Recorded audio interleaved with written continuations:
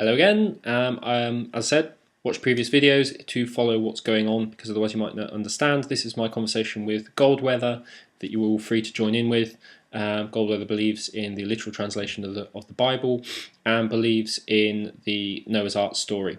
So one of his questions when proposed to this, he said, there are fossils found in places where they shouldn't be, like sea creatures on top of mountains. I presume you're saying that this could have only happened if there was a flood and all these sea creatures got up on top of the mountains and then the water rose and they all and died on top of the mountain. Now, 2 points that I have to go through. Firstly, do you understand how mountains are formed? Mountains take a very long time, and due to continental drift, sometimes mountains go underneath, sometimes continents go underneath, sometimes the other continent goes underneath, sometimes they run side by side, sometimes they drag across each other and make earthquakes, which is very bad, which is very nasty. But sometimes the continents are of equal density, and they impact each other and push up. And as you can see, the rock that was on the bottom is pushed up, and let's say there's layers. Okay, there's layers of rock. And oh look, suddenly the rocks that were on the bottom have become a lot higher up. Now, if this had originally been under the ocean, in the Precambrian for example, there were Precambrian fossils in this rock, and then over the period of geological time these things have moved up. Since we have evidence that these mountains have done this, due to the fact that the rocks, why else? Because if on your basis, then we should see strata going down the mountain like that in perfect layers.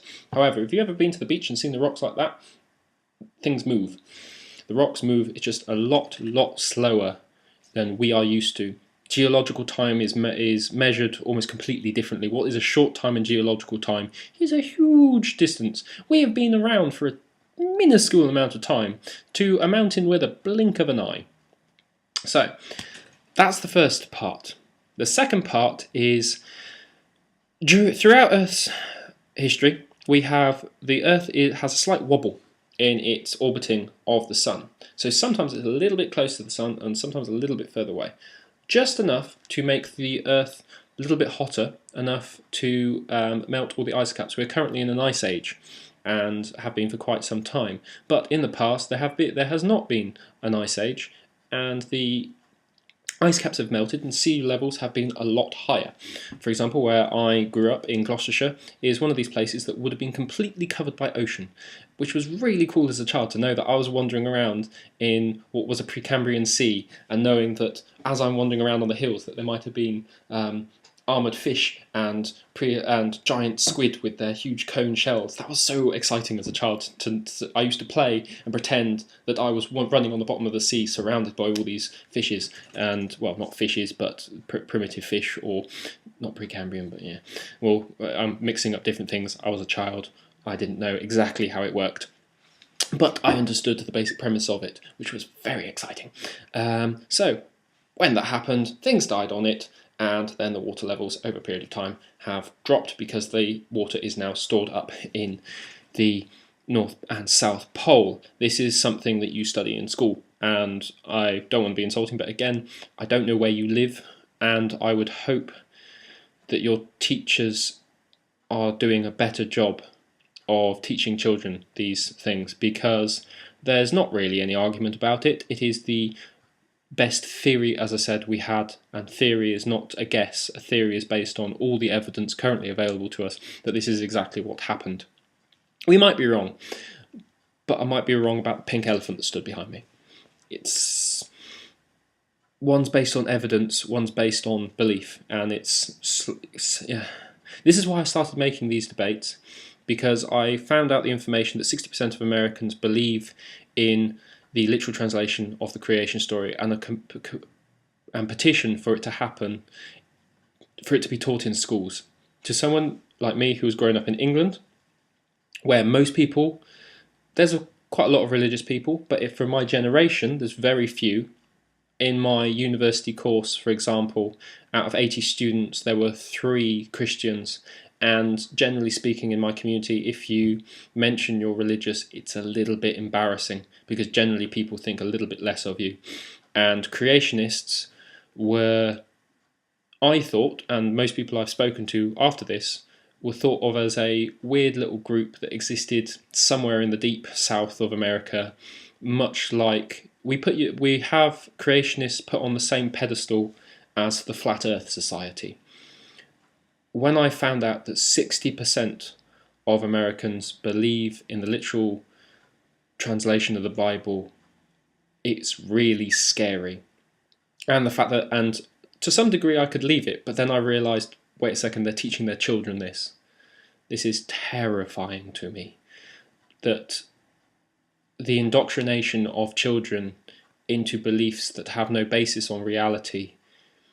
Oh, I'm going off the point, and I'm probably just being insulting to you, and that wasn't my intention. I'm more talking to everyone else and trying to explain what has prompted me to start this conversation. What was the next comment? It is also a myth that man came from Africa. Please point out to me the archaeological and DNA evidence that supports that we didn't come from Africa. It's currently our best theory as to what happened, based on, as I said, all the evidence which exists. We are interrelated between different hominid species, and when you follow the paths all the way back, we end up in Africa. Part of this comment he said was to do with, well, science has changed its beliefs. We used to think we couldn't interbreed with Neanderthals. Now we think there was a certain degree of interbreeding going on. And woohoo! We didn't know the facts perfectly. We found out new information and we changed our mind and produced a more successful model for analysing the world. We know about numerous different humans hominid species, such as Homo sapiens, which is us, Neanderthals, Homo erectus, and all sorts of different human species. Hominid species.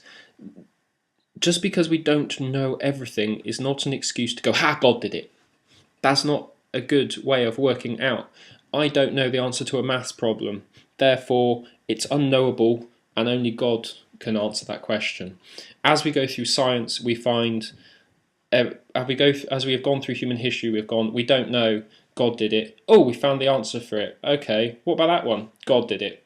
Oh, we found an answer. What about that thing? Oh, God did it. Oh, we found an answer. Until God has been put into these tiny little spaces at the creation of life and the beginning of the universe, where we don't know yet. We have some good theories, but we can't 100% prove it.